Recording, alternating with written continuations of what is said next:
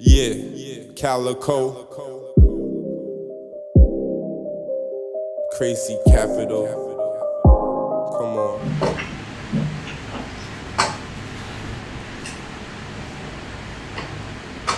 Yes, yes, yes. What is good, y'all? What is good? It is your boy, Joe Calico. We are back with another one. We are back with Calico's Cooling Conversations, where, I try to find the dopest people to speak to, and really just see what they're getting into. And definitely follow me on everything. Crazy Capital Media, Facebook, YouTube, Instagram. We working on the website, so definitely look out for the website. Definitely check out my peoples at getfrsnow.com. All right, and like I said, today we have a very, very dope guest, man. Look,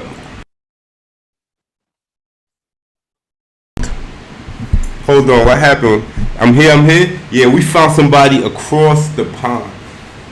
A very talented person that go by the name of Jahna Sebastian, right? And I'm gonna introduce her right now, but you guys gonna be very intrigued. So let me get her up on the screen. Jahna, what's up? How you doing? Hi, I'm doing great. Thank you. How are you? I'm doing great. Thanks for coming. Thanks for blessing us with your time. Um, where are you streaming from right now? I'm streaming from my studio, Multivision Music, in London, England, UK. Wow. Okay, we got London in the house, everybody. We got London in the house. We got the UK in the house. Your studio Multivision. We go Yes. we gonna get to that in a little bit. So I was doing my research on you, and I seen you was like very like I guess you developed your passion for the arts from a very young age. So do you remember the time like where did that passion come from? Like what inspired you? Do you remember that piece of art that something you saw? Or was it experience? Yes. Well, I started pursuing arts literally from a very, very young age. And I just remember doing it for as long as I remember myself. As soon as I picked up pen and paper and a pencil, I started drawing. And I wasn't just drawing random things as a toddler. Even by the age of 3, I was already drawing and painting things that I could see around myself. And at the age of 3, actually, I had my work exhibited at the galleries abroad because I could portray the emotions. And we had, where I lived, like there, I saw mice, for example, and I was inspired by that. And I would just draw mice in different situations as if there was a family of mice going shopping, doing different things. So even as a small child, I was doing these things. And then I started singing. As soon as I started talking, or probably even before that, and I would always sing songs. My great grandmother taught me Russian folk songs as well.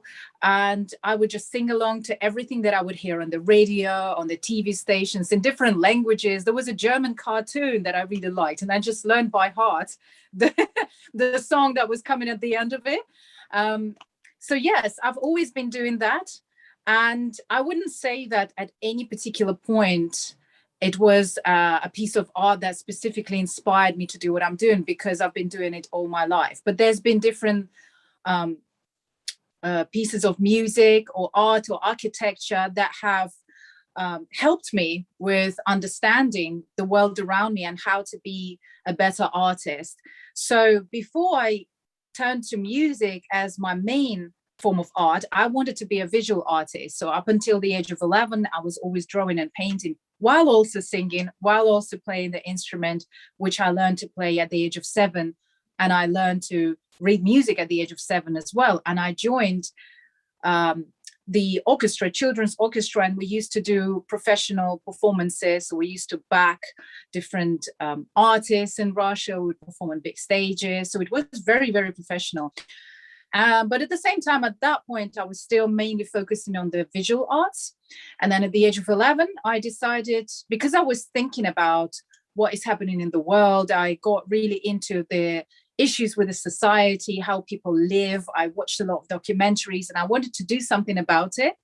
And I decided that to make the change, the quickest way would be through music, but then incorporate all other forms of art through it. But music is the number one universal language that unites people all around the world. And the story goes on afterwards. And now we here. All right, yeah. That's dope. That's dope. So you wasn't born in London. You wasn't born in London, right? You was born in London. I was born in Moscow, in Russia. At the time, it was actually the USSR, so it was the Soviet Union. It was a communist country, and in 1990, the Soviet Union collapsed, and then the contemporary Russia as the country was born. So the actual contemporary Russia is very new, but it's a continuation of the very ancient story. So it's just the actual flag and the federation and everything was established in 1990. And then that day, when that happened, the birth of the new Russia they started celebrating it as the Day of Russia on the 12th of June, and that is my birthday as well. So yeah, it's the same holiday now. It's like, you know how in the US people celebrate the 4th of July? It's like an Independence Day. At first they called it Independence Day actually, but then they asked the question, what was Russia independent from, when it was also Russia before, but just under a different name.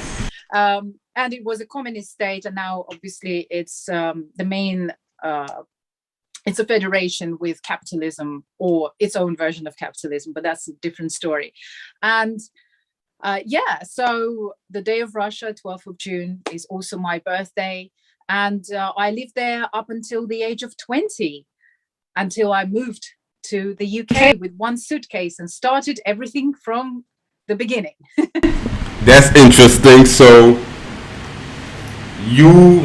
was it the arts or the passion that brought you to London, or was it something else that made you like leave Russia and go to London with one suitcase and nothing else?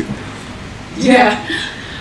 There were a few situations at the time in Russia which affected me personally, which were the driving force behind it, because of course at the time there was an agenda which was paid for by certain forces, and it was to divide people on the basis of race and ethnicity.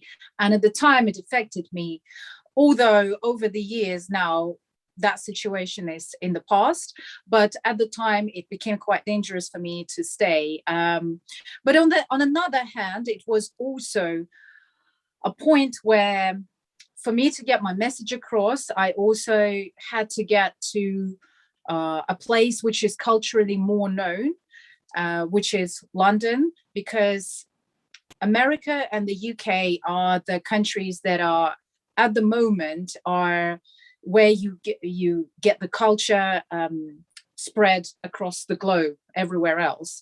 So we have the local cultures, wherever you go, in whether it's France or China or India, but then the mainstream culture, or the culture that is being introduced to almost every single nation in the world, comes from either London or New York or LA.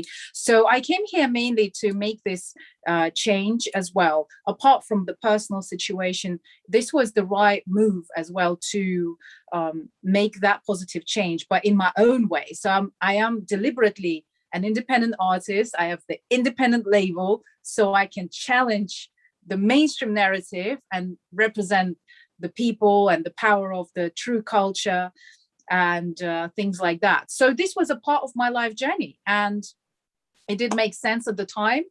But at the same time, it is a continuation of what I grew up to see when I was in Russia. So I still am my roots. I am who I am, and I'm fully connected to that culture, but it's just the next level, the next step.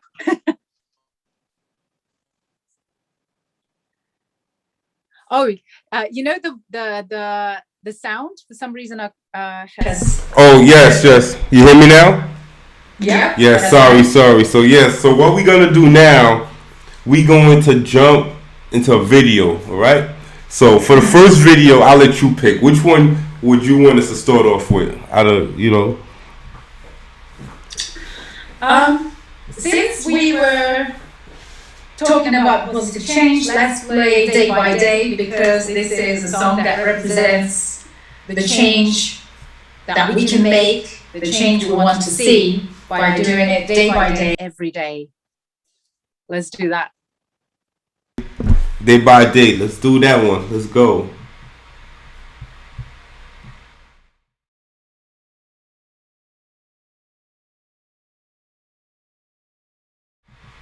Oh, I'm back. I'm back. Sorry, technical difficulties. Look, we know things happen, man. We know things happen. Something just happened. Things happen. But we live. We are. This is what happens when you go live. Jahna, please forgive me. But this is what happens when we go live. When we go live. So I'm gonna ask you one more question, and I'm gonna get this day by day queued up for us right now. So let's do this. So multi-vision. I mean, when did you start with that? Like, how did that come about? Was it something that you was cooking in your mind while you was like still in Russia before the move, or was it going? You know what I'm saying? Or was it something that you came across while you was on your journey in London? In your new town? Yes. So it started back in Russia, as when I graduated from school. By the way, I did it early at the age of 15. So I've done the full school education at the time, but just did the last 2 years in one, and then I skipped year 4 and things like that. And then I was the youngest to enter the university at the age of 16 at the time, Russian Academy of Music. So I was studying music, sound engineering, music production. I was learning the nature of the music business and all the other things. And while I was doing this, of course, I wanted to start my own studio, establish it. But at the time, I was busy with graduating from the university, substantially getting my degree, and also performing. I was a part of 3 bands. One of them was the one that I created. And I was also thinking, where shall I do it? Because this would be a major project. So as I moved to London, then I could actually put it into work. So when I was at the place where I stayed at the time, and I was working at the music technology shop, by the way, when I moved to London, I was working at Turnkey, and I was a sales expert in music equipment. So everything to do with studio, club, live equipment. This shop was the main one in the UK, and I would be advising on the setups. So that's how I got the opportunity to get the right discounts and then build my own studio when I left that job. So during on the New Year's Eve, I decided to draw the picture of my studio, how I actually wanted to set up for, and this was my dream studio for the 2007. And fast forward a few months later, I actually set it up straight to the to the project, to the T. And this was an important step in 2007 when I did it, because at the time, sometimes people get too focused on trying to just write everything in the business plan and think about like money and money and money. But for me, the main point was, I called it multi-vision music as the opposition to the mainstream major labels. Multi-vision means multiple vision, not a tunnel vision, not a one-way vision. So it represents everything from different perspective on life, in terms of artists, different genres, representing true talent, true culture. And the money is not such an important aspect of that, because it is what it's supposed to be in terms of culture, which is to open people's minds, tell people's story, tell the true story of the world. And multivision music was this kind of thing, rather than corporate way of thinking of just getting 10 artists that are the same people playing them all day long on the radio and representing one specific narrative that doesn't always represent the people. Instead of that, have multivision music, where I can put out not only my own music, but also produce other artists as well. So yeah, and that carried on over the years. And I moved from North London. I established it in North London at first, and then I moved it to South London in Croydon. And actually, I've made the change, for example, in Russia, when we changed the hip hop game over there, without any major label budgets, when everybody over there on the major labels was saying, this is not the type of rap that people will understand. It's too complicated. It's too deep. The rhymes are too, they're too smart. Like, let's just put out something that is just going to make people dumber. But instead, we made people think. We made them go on Wikipedia and search for the words, for the rhymes, upgraded hip hop and rap in Russia at the time, and also launched grime music over there. Grime is a genre in the UK of MCing and rapping as well, but it's like UK born and bred. So we just completely launched that new genre from the start over there, all through the internet, all through passion, all through just talent. And I produced and arranged, and I mixed and recorded these rappers and these artists, starting from my studio. So this is the point of it, is to create this massive movement. That's what multivision music is. That is dope. That is dope. And grime, I'm a big fan of grime music. Like, it definitely crossed over into the US. And we have something in Brooklyn called drill music that's heavily influenced from grime music, UK style. And they actually rap on the UK beats. So we gonna get back. We're gonna do the day-to-day right now. Sorry for technical difficulty, guys. We are live in effect. Mistakes happen. We are live. How's my audio? How's my audio in the live stream world? Let me know, please. Let me know. Like I said, I want to make sure everything is right before we continue going on. So right now we're gonna play the video, all right, and then we gonna chop it up behind the scenes.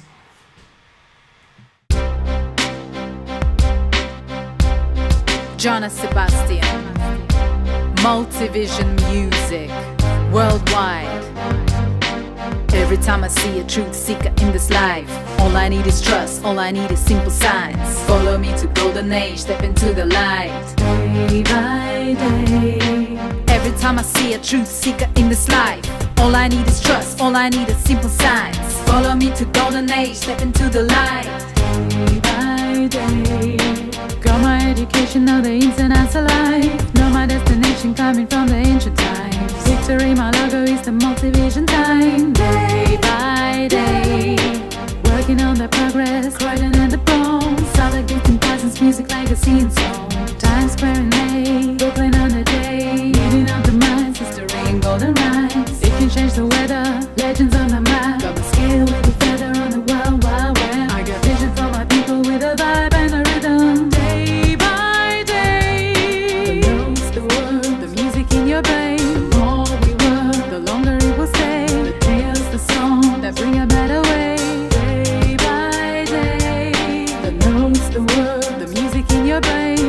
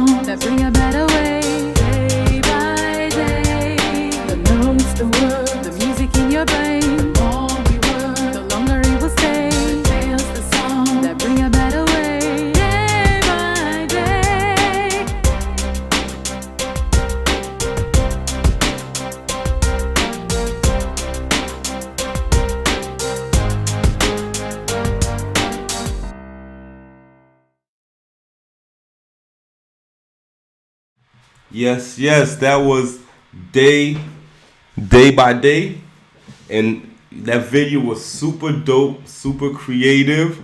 It was clean, and I definitely love the production of the video. So before we went off, you named a multiple of things that you do.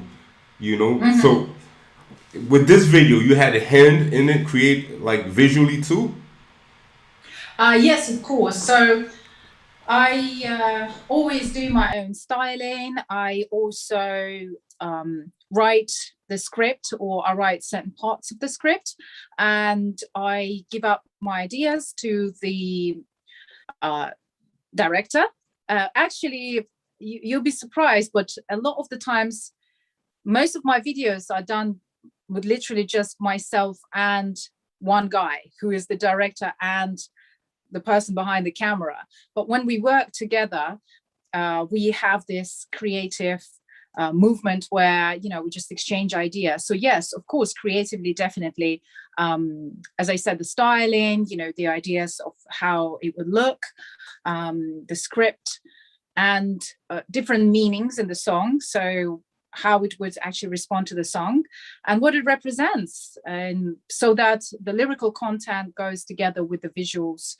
And I always do this, but outside of the music videos, I also do video editing myself on my own episodes on Alchemist TV. So I do video production and also photos, other visuals. I edit them themselves as well. So You anything you do see on my social everything. media, You do anything everything. you see on my, yeah, on my social media, flyers, posters, quotes, anything that I put out, like that's me.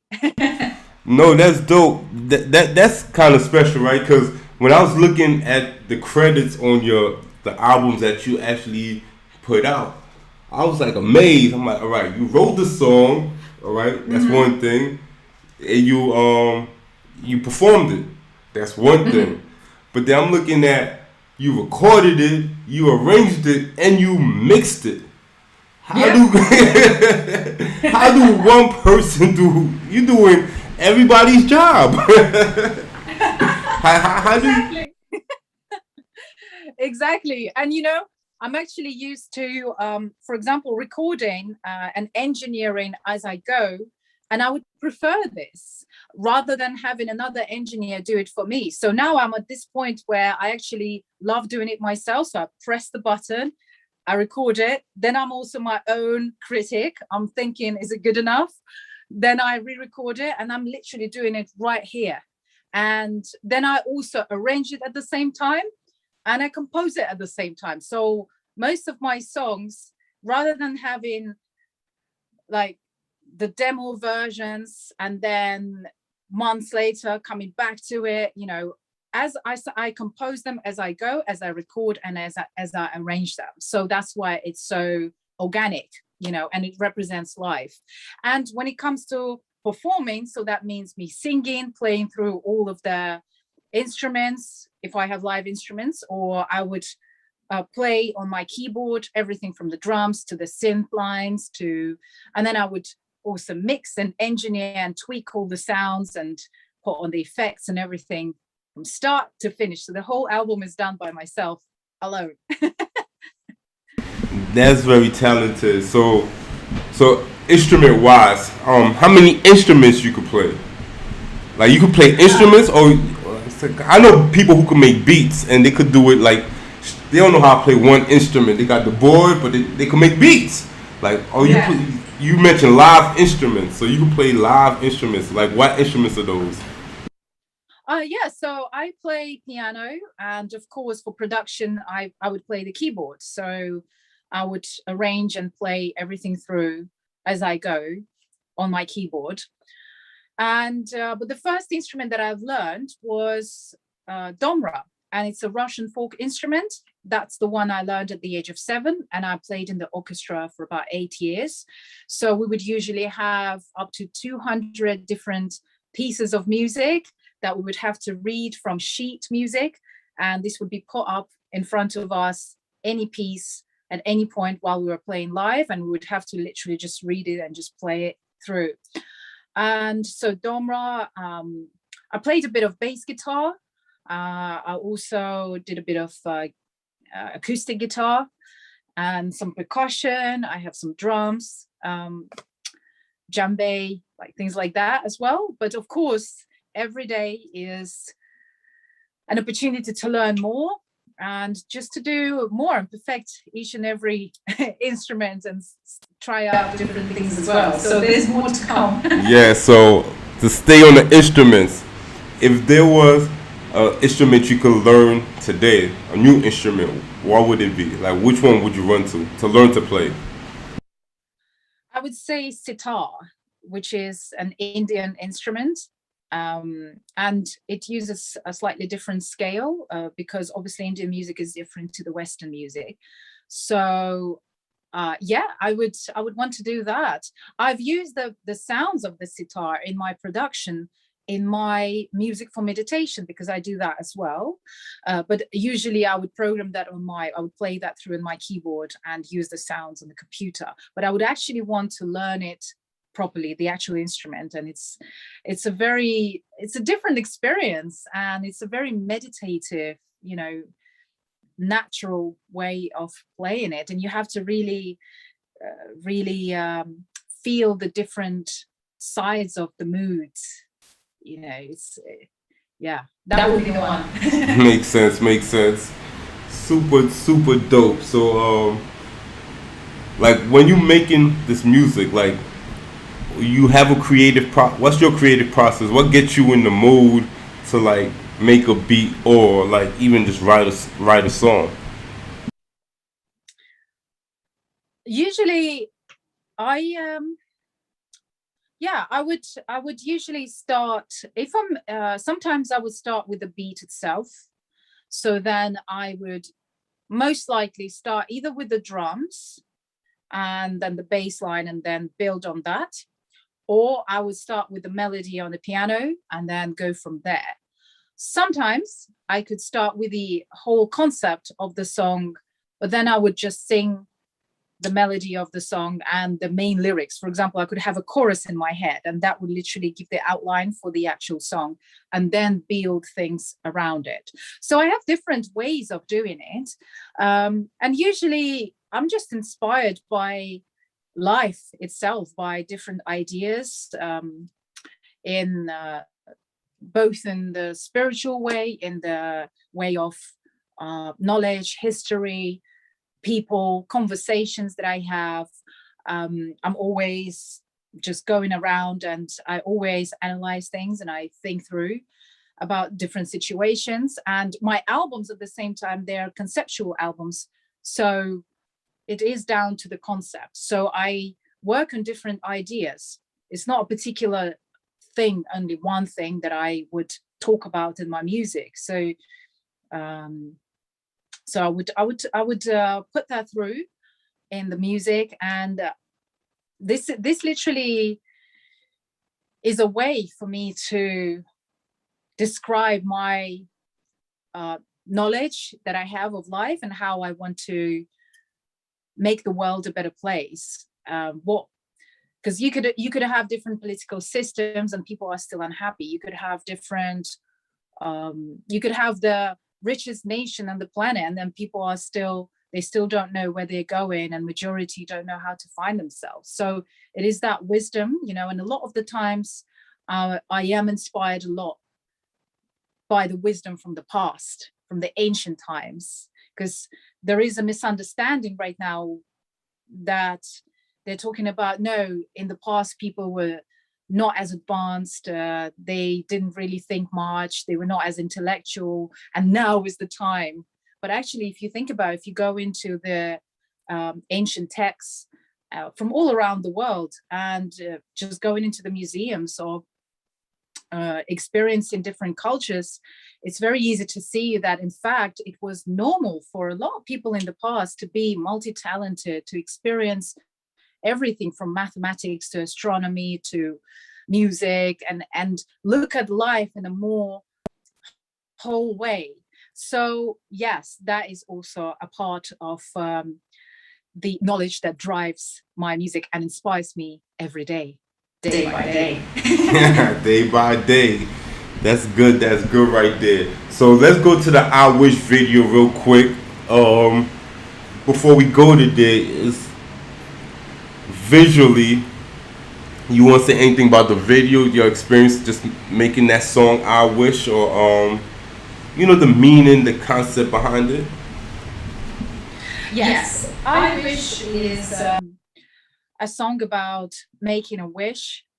This can be applied to in generally in life, but it also is about making a wish for another person to feel you. If you're experiencing strong feelings and the feelings of love, and if the other person does not respond, so that just literally is a song that talks about that moment in time when somebody wants to be understood by the other side, to at least see their feelings. And also, so it is a song about love, essentially, but it's also about the wish to see the true love rather than money, and make the choice to love and be loved. The video also, plays on different symbolic meanings, because there is a connection to a Russian folk story about Vasilisa the Wise. It's a character. Who actually existed in the past. It's a real person. And there is a point in that story where Vasilisa, that's the name of the woman, she tells the guy that who was in love with her, that how to find her was to find when there would be many women with the same face.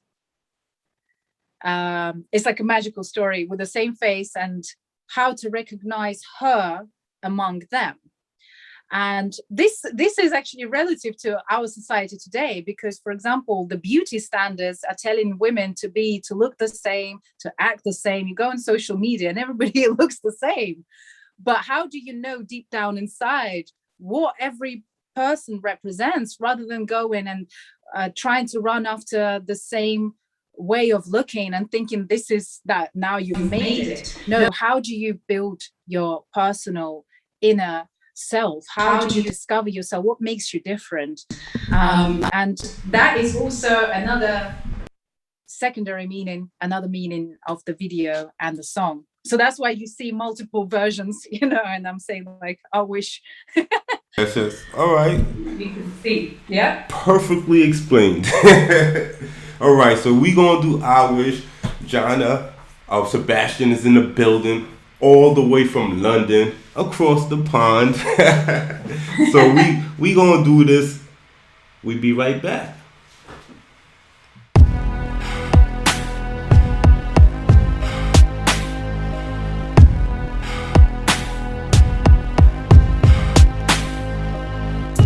If you really feel that way, tell me all the things you wanted to say. If you love me, don't hide. I will be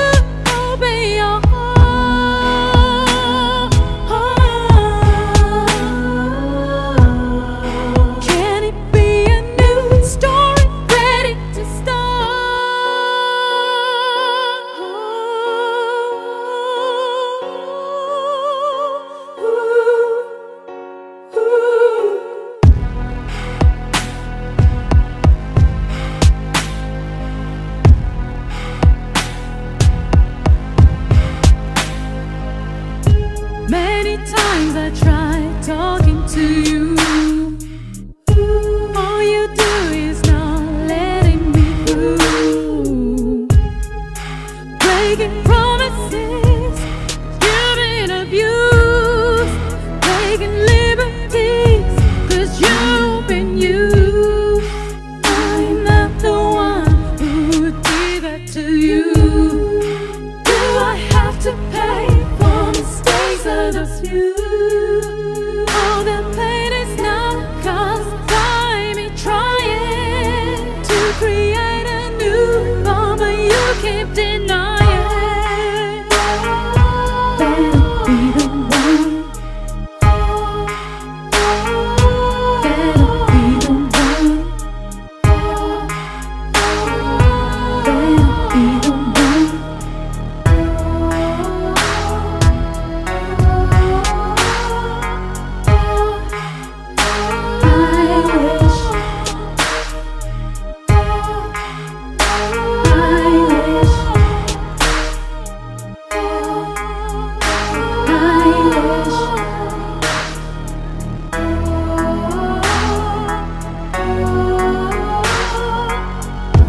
I wish you could tell me how you feel.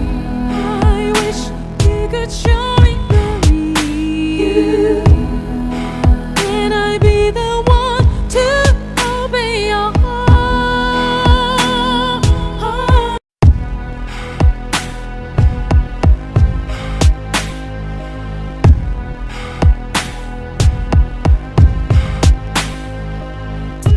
If you really feel that way, tell me all the things you wanted to say.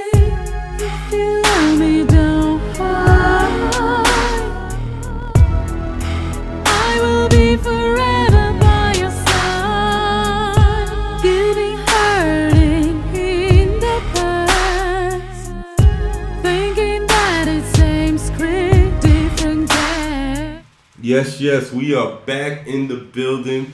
We are back live. Jahna Sebastian, London, UK. What time is it right now out there? What time? Oh, I'm not sure. But it's safe to say you're spending your evening with us. Yeah. It's evening time, and I'm spending my day with you. You know what I mean? But so the pandemic in London, was it like rough? Like trying to get with just work, trying to stay active in the field, get the work done, get the music done, get the producing done. Was that tough? Oh yes, definitely. Because for majority of the time, everything was closed. So actually, to film the day by day music video, this was when everything was just shut down, and we had to spend some time to find a place to actually film it at, because even the studios, they were all closed. You couldn't get a spot at all, and you would have to go through 50 of them, and all of them were just out of work at the time. So yeah, that was a challenge, but and there was no one there. Literally, we just had to come in and it was done based on trust, just coming in, filming and going. Things started opening up only recently, since around July. Step by step they started opening things up, but before that the whole country was in a complete shutdown. So of course there were no live shows. Some of the live shows and festivals are only now coming back. So for example, the one that I was at yesterday was a massive grime event called Eskimo Dance, and it was from 4 p.m. until 11 p.m. It was apparently like the first one since 20, like since before. A couple of years ago. Yeah, and people were just so happy to be back out there. And of course, it did affect the music industry, specifically the independent artists, because the artists on the major label, people should not worry about them because they're getting paid a lot, even just from streaming. But the average independent artist, for them to get any kind of revenue from Spotify or anything like that, to be able to survive, you need to have millions and millions of views. So unless you're out there face to face performing, doing shows, Getting show money. it's very hard. Yeah, You gotta get that show money. yeah, like the show, and to be able to be an artist full time, you would have to do this. The same thing is with the studios, because there was a time when you were not even allowed to record people face to face. You had to put in all these rules, and there were restrictions, major restrictions. So of course it affected the music industry big time. But now people are a lot more hungry for the new music. But I would say the number one thing that has happened, that has changed, and this is the time where we can look at it in a positive way, is that because in the past year and a half or so, people have been in a position where the mainstream culture was kind of not connecting with what an everyday person was going through in their lives, because people were losing jobs, people were not able to see their families. So a lot of people were put on the spot with trying to find deep answers to the questions in their lives. What are they doing? They had to change careers. People lost their loved ones. They had to answer the questions about life and death, about what do they do about their health, about themselves, friends. People lost friends over this, and just where everything is going. What is the future? This whole situation in the past year and a half has put everyone on the spot. Where is humanity going? What is the future of this civilization? How can this be solved? And everyday people are the ones that have had to experience it firsthand, because there's a difference between flying a private jet and still being able to travel, and a person who has to get and fly economy, and they have to be in a quarantine or something, and just to see their loved ones, or just to be able to go about their work, there's so many restrictions. So people had to go deep within themselves, and they've realized that, for example, in the UK, a lot of people feel the disconnect between what is out there coming from the mainstream labels and the culture that is only talking about one thing, clubs and this and this and that, but doesn't actually go deep a lot of the times with what the everyday person is experiencing in real life. So more people have started turning towards independent content, and that is independent music, real songs about real life, bloggers, independent media, because they couldn't get the truth from the mainstream media, so they turned to alternative media and other channels. This is the time now where I think there's going to be more of that, and people will demand more of original content. Yes. That goes to everything. Yes. From music to art and culture, blogging, everything, radio shows. So that is the thing, that is the moment in time. Definitely, and a lot of people definitely found like their business sense. Like I see a lot of entrepreneurs come out of the whole COVID-19 situation.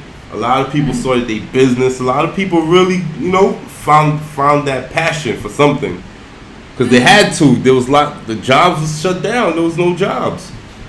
So you had to figure something out, So that's dope. That's dope. So you being a musician, right? What's like your least favorite part? Because they gotta, we talk about the glitz and glamours. You tell me all the good stuff. There gotta be a part you hate about the independent grind. I mean, it's hard, right? It is hard, but I mean, is there anything that you dislike about it? Well, to answer your question, the first part of it, as you said, was about that it's not all glitz and glam all the time. That's true, because 99% of the work people actually don't see. It's done behind the scenes, and if you are the artist that is actually doing it, then all the workload falls on you. yes, there are the good perks of that is that you are, as an artist, you're in control of everything that you want to put out, and you can be as creative as possible. On another hand, of course, it can be quite exhausting. So I would say one of the things is that obviously sometimes it could be the misunderstanding that you could face. For example, people don't see sometimes that if an artist has created everything themselves and they put their heart and soul into it, so it's not the same as the product that you get on the shelf in a shop. So when you get something, you buy bread or you buy cereal or something, you buy something coming from a corporation, and then you return it or you criticize and say it could have been done better. That's different. That is not really the same as creating a song, creating something, even video content or anything like that. You put your heart and soul into it and you spend time and you really want to share it. So that is the part. And I think this is there is a difference now as well, because we're in the information age with social media and everything. And the part that I don't like is when there is the information war. For example, somebody doesn't like your content or whatever you put in out there, then you know about this. There could be bots, right? Like there are bot farms that are being sent towards the person. And that is what I don't like. This was not in the past, but you have to see as soon as you come out into the public, then you have to really spend time and think about where is the real people have given you feedback. That's fine. And where are the bots that are trying to destroy you and somebody is behind those bots? And that side of things I don't like. Now, 20 years ago, before social media, and many people would remember it was different, because you wouldn't know that. If there was feedback, you would see it in the form of real people coming up to you. You would see it on the shows, how people react to it. It could be in the sales, whether people buy or not your music, or it could be in the actual, real feedback on live when people are doing the shows. But there will be no such thing as bots on social media. And I saw so many people, having, breakdowns because they would go live, they'll start talking about something, or they'll put out their content, and then they would see a positive comment, then there'll be bots trying to discourage them. And that time it's not real. And you have to find the courage and the time and train yourself to realize where are the real people, where it's not real, how to actually navigate that. So that is the part of the. And another thing is I mostly prefer. So, for example, I would like to separate myself from the everyday show business sort of side of things. So I see, for example, because we're living in the information age, there are always choices that are presented to be a part of the gossip or a part of something that is focused on the private life or anything like that. Those are the things that I don't like at all. I'm more into actually just creating alone by myself, or maybe collaborating with other creatives as well. But when we're actually doing something substantial, making the actual music, actually performing, those type of things. So the overexposure or any kind of publicity around personal stuff that doesn't matter, that is the stuff I stay away from. That is showbiz, and I'm not a part of that. So I always try to stay away from that. I'm always on the creative side. Yes, yes. That. So these are the things that I've had to learn over the time and choose what I'm spending my time on. And that's my advice as well to anybody out there, any artists, any creatives out there. What do you want to focus on? Because it's easier to be dragged in a Twitter war or something else rather than making music. And that's what I choose.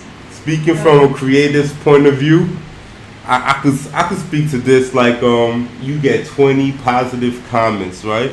And then you get that one negative comment, and it's like you just drawn to that one. You like, forget this 20. Who is this one person that had the nerve to say something like this on my art? So, but now I'm learning It's the internet. The internet is fake.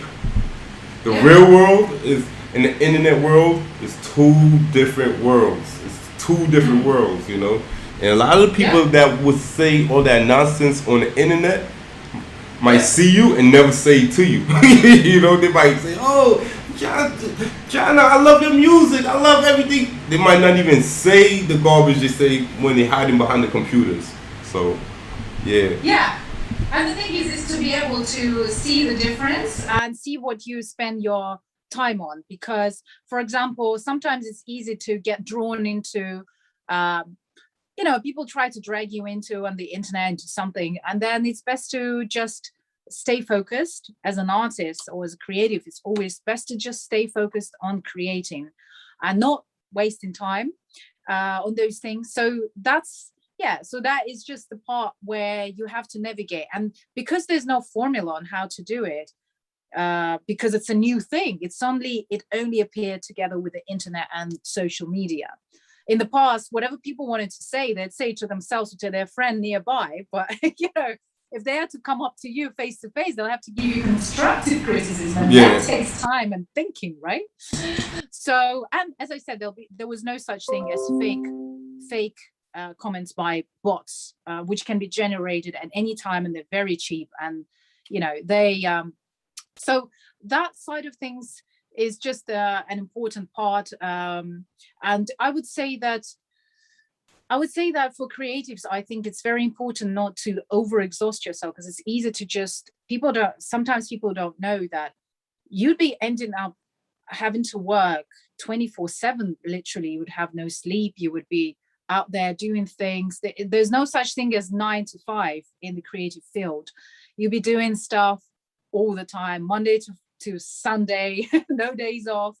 And it's very important to keep that balance and allocate some time when you're out there, preferably somewhere in nature, because that is where you can just get everything clear, just get yourself grounded and connected to the universe. And even half an hour, 20 minutes of that in the park or somewhere, where it's just relaxing, can get you back on track and then set you off for the next days and months and years of work.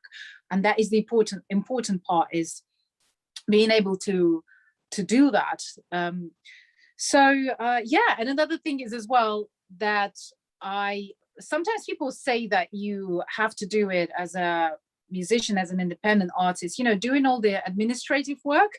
I don't like that. All that boring bookkeeping, We creators. We just want to create. We just want to create. Yeah. I get it. I mean, like they say, like, oh, you have to be a business person at the same time as an artist. But the reality is, it's two different states of mind. As soon as you start thinking about numbers and logistics of things and marketing and everything, yeah, I can do it. Like, I organize things and, it comes out fine. But the actual process of that, I would rather be making music at that time, or filming, or doing something. So that's another side of work. And I'm sure that a lot of artists out there feel the same way as well. Yeah, definitely. And I definitely have a lot of content creators that watch the show. A lot of young people, they're always asking me for tips. So that's why I mainly ask you that question, like the part you don't like. Because, just to be fair to my audience, it's not all glitz and glamour all the time. Not all the time. Yeah. So earlier, in the podcast, you mentioned Alchemist TV. That's your platform.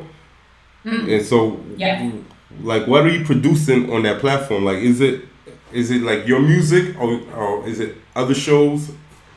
I know you do live streaming also. Yes, Alchemist TV is on my website, alchemist.tv.com. Actually, the website is also done by a very talented software developer, YBK, and he's also a rapper. So he's a rapper and a software developer. And Alchemist TV came out of my idea of also creating a culture platform where I could just share different conversations and episodes about creatives from all around the world, whether it's doing online like we're doing it right now, or doing it on the spot. A lot of the times it's very spontaneous. I'll go to places and then I'll meet someone, a designer or a musician, and then we'll just film it on the spot. So it's supposed to be like just on the go, as you feel, raw and real, and just get into it. And telling the stories of these independent and true creatives out there, they don't really get to be shown as much on mainstream media. So again, it's the opposite to the corporate way of thinking. It's the Alchemist TV. It's named after my first album, The Alchemist, which also was my debut album. And it represents the producer, the creative who listens to the beat of the universe. And the artwork was done by Ainur Timurgaliyev under my guidance, of course. And yeah, the Alchemist represents myself, but also represents this way of putting elements together. So that's why Alchemist TV as well is just giving the opportunity to different creatives and doing it in a way where it's a part of life, like right in the place. For example, I'll be going to London Fashion Week and I'll speak to the designers right there on the spot, and they are free to express themselves. It's not aligned to any agenda or anything. It's really true and real. So that's what Alchemist TV is about. That's all right. So and then Alchemist of Sound. I know that's in your Instagram bio. Alchemist of Sound. So what do that mean? The Alchemist of Sound? Yeah. It means myself being the musician, the artist, the producer, working with every aspect of sound. When I was 16, 17, I attended the courses on sound engineering. And at the time, the teacher actually asked us, why do you want to study sound engineering? And that was my response. I said, because I want to know the nature of sound. Because sound is at the core of the universe. Everything in the universe is connected to sound, the planets, the galaxies. In different spiritual traditions as well, there would be some kind of story where the world or the universe has started from a sound, from the word, and that's how we communicate as well. And this is to do with everything, because sound is vibration, and vibration is also in a spiritual way. It also how people vibrate, how they vibe with each other, how they feel connected or not connected to each other. And that goes back to my philosophy and my knowledge on how to make the world more of a united and connected place, where people are not only they can not only post comments, for example, on social media, but where they can actually have a constructive conversation on how to create a better civilization and just make everything beautiful. So so the Alchemist of Sound represents that, that's being the master of sound and being the master of vibration, and as well how music can bring people together and being able to do this. By the way, could you tell me? Yes, you got all the great answers. You answered the questions perfectly. All right, what we gonna do? We gonna jump into this fearless video. We've been rocking for a while. We've been live for an hour, so we gonna rock. We gonna jump into this fearless video, and I'm gonna have. Then we gonna come back. We gonna wrap it up. You know what I mean? Definitely, guys. Please like, share, comment this content, man. I need that motivation. You want me to keep going? You need to like, share, share, leave a comment. This content is free, but you guys gotta do those call to actions. I'm not playing with y'all. It is your boy Joe Calico. We going to the fearless video right now. Then we will be right back.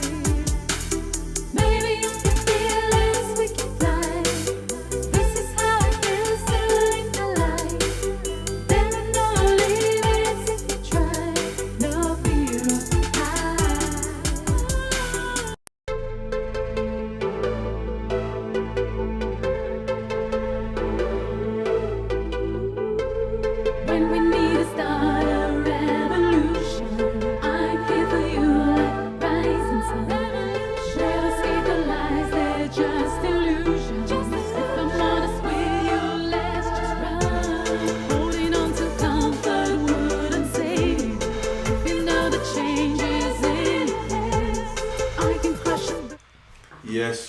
That was Fearless by Jahna Sebastian. Another crazy video, another visually appealing video, another great piece of art. You know, and I was talking to Jahna like behind the scenes, right? And I was just like, oh, have you heard of a battle rapper named Oxymoron? And then, then I made a interesting revelation, guys. An interesting revelation. So you was telling me that he started in Multivision at the headquarters. At the headquarters, he came to you, produced them as an artist, as a hip hop artist in Russia. Yes, both as hip hop and rhyme artist. So I've worked with him from the very start of his career as a rapper all the way to when he moved to Russia, back to Russia in 2012. So his career fully has started from here, and not only started, but we actually changed. That's when I was talking about how we changed the hip hop game in Russia. This is one of the sides of it. So when I launched my studio Multivision Music in 2007, it also became the center of Russian hip hop in the UK. So this was the first of its kind. At the time, the Russian rappers, the Russian immigrants or children of immigrants who were here in the UK, they were just rapping to each other and battling each other on a bench in the area called Green Park in London. And they used to just sit down there, but they didn't have anywhere to record or to actually put out any of their mixtape, to produce them. So I launched my studio, and at that point, they started coming to my studio. I started recording them. I started producing them. Some of them I taught how to rap, how to write the beat. Some of them have been, for the first time, they've been in the mic booth. It was the Multivision Music mic booth. So it was Oxymoron. He was rapping at that time for only 2 months. So he was literally starting out. And we, in the beginning, we were recording the songs, the tunes for the Russian online battles on hiphop.ru. So he started as a battle rapper. And of course, sometimes he would come in the morning and we would be just recording, and I would be mixing all at the same time. And by the evening, we would have to submit the track. And it was a really big online hip hop battle. At the time, this was literally the platform for the rappers to start their career. So this started to get traction. And at the time, his style was very different. It was, as I said, more intellectual. The rhymes were much better. And he was really, really diverse in terms of his topics. And so we just worked on this over the years. Then afterwards, I recorded for months. He's been literally here. We've been recording his debut album, and that album changed the hip hop game. It was in Russia specifically, and it was named Best Rap Album of 2011.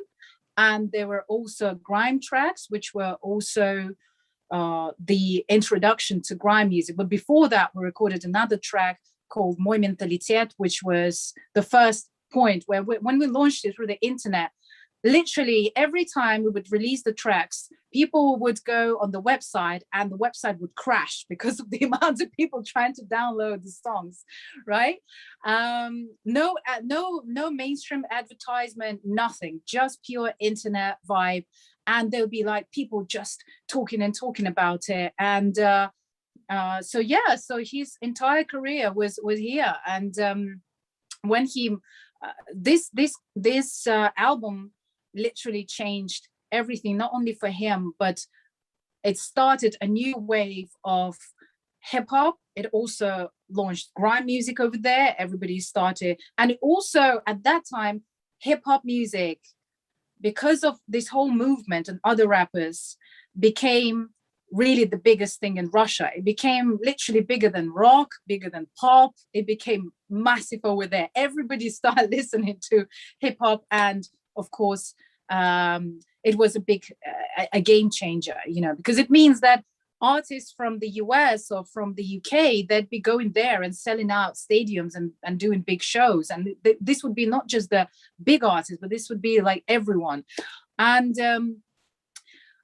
so going from, and at the time when we were recording the album, he didn't have any money, you know, it was literally proper underground, just passion, that's it. He had no money to pay. He left his job, you know, just to focus on rap. And but then it just, as soon as we released it was just so massive. And there's one song called Ruski Cockney where I'm singing the chorus. He doesn't really do collaborations with let's say the standard kind of thing, you know, where you just have the chorus is sung by someone, you know, unless it makes sense. So Ruski Cockney was the song that kind of introduced to the Russian audience to the slang, you know, in the UK grime scene, and also translating it into Russian. And I'm saying the introduction, and then I'm also singing the chorus. So I was doing a lot of intros in different tracks. And then I produced the remix, which was the first grime dubstep remix, a song like in of that kind of state in Russian. So we launched that as well. So that introduced people to dubstep as well.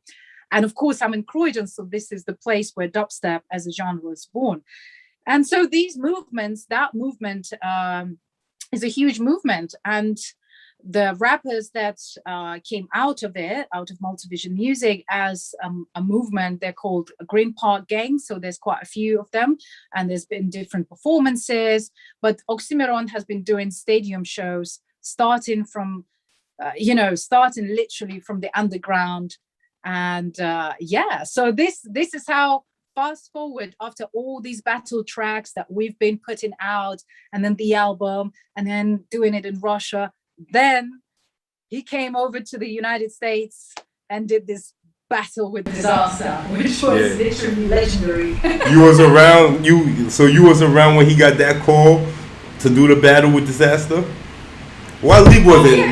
I can't remember. Was it done on KOTD? I can't remember. I can't remember what league it was on. But you was around How did the people in London in the UK feel about that? Like, was it like an accomplishment that Oxymoron was coming over here to do that? Yeah, definitely. Both in the UK and in Russia, people saw it as a massive accomplishment, because, I mean, that's literally going to America, you know. And on top of that, because English is not his first language, his first language is Russian. So even though he grew up in the UK, but he only came here as a teenager, you know, like at the age of 11 and 12, moving on. And so it takes a certain skill to be able to actually come up with really good freestyles, lyrics, lyrical content in a foreign language. That's a fact. And still do it great. That is a fact. I mean, English is not my first language. Even though I write mostly in English, my songs are mostly in English. But at the same time, it does change. It does affect you in a certain way, because you have to think in both languages at the same time. So yes, it was a massive accomplishment, of course. People really appreciated it. Definitely. Nah, that was a great story, man. I'm happy you got to tell me that story. Because I'm a big battle rap fan. So anybody tell you I'm a battle rap fan. But we gonna cut the live short. You know, you guys been rocking with us for a while now. We gonna cut it short. Jahna Sebastian, I'm very happy you came. You know, hopefully we see a lot more of you in the future. You know, and I'm gonna ask you one question before I get out of here. But first, I'm gonna do my commercial. I'm gonna do my plug, and then I'm gonna get right back to you. All right. Everybody who's watching this content right now, please like, share, comment, subscribe. You know, it's Crazy Capital Media on everything. We on Facebook, we on YouTube, we on Instagram. And, you know, These podcasts will soon be on all podcast platforms, but right now I want you guys to build this YouTube with me, man. Come on this YouTube journey with us. On another note, I want you guys to hit up getfrsnow.com. They got some super comfortable socks. They got some sweaters coming out. If you really want to help this channel, go on that website. Support. All right? And follow them too at Flossie Roasting Session on Instagram. It's getfrsnow.com. Back to Jahna. Look, last question for you. Let me put you back on the screen. Last question for you. Simple question. Before we leave, I always ask all my guests to just leave, the audience with one word that describes themselves, their music, your music. Let's leave us with one word, that describes your music, It's a hard one. That's why we save it for last. It's a hard one. Universe? Yeah. Okay, I like that one. Welcome to my universe.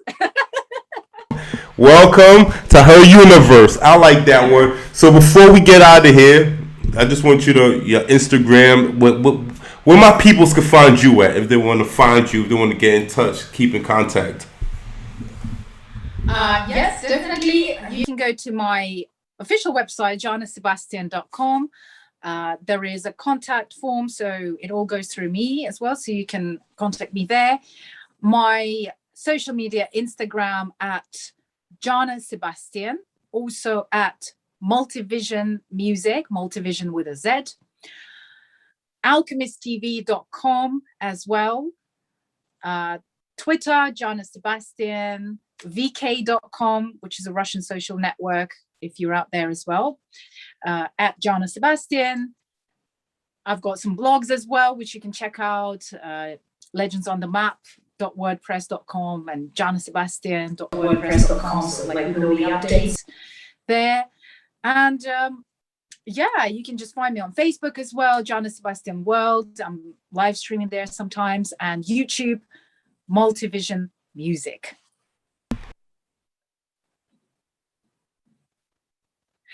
Could you please put yourself back on? Oh, why my thing keep bugging out? Yo, see? That's a sign. But that's it. Thanks for pulling up, Jahna. I am very excited to having you here. It was a fun hour and change. You spent the day with me, but I gotta go. I gotta go home. So that's what it is right now. So everybody, please go follow her. Please support her.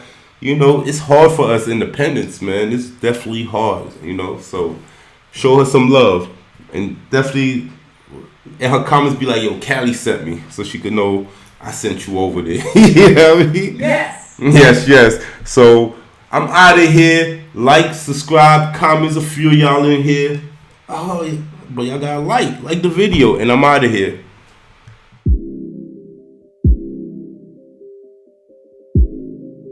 Yeah, Calico. Crazy capital. Come on. Hold up, I'm in here. Push weight, but no gym near. Crazy balls, no drinks here. Shorty wet, no swimwear. I had to hustle. Cook it up with the fiends near. Mel had the extended clip. You don't see curve with the beam there. Yeah. Michael buys me scream, yeah. My pen's my machete, killing whack rappers' dreams, yeah. Not just a scheme, yeah. I really lived that life, but I got bigger dreams, yeah. I just spent some cash on a pinky ring, some loose money on the iced out grill. I swear to God, I ain't touch a deal. I see the finish line, I'm just a block away. Till then I'm a rock away, posted with a blocker. My young boys swipe away, these young whores pipe all day. Get shot by the coppers, please not today. Won't fit in the rap game, I'm not for play. These niggas act strange for a little change. I'ma have the black range racing down them lanes. Watch how I stack change, but won't tarnish my name.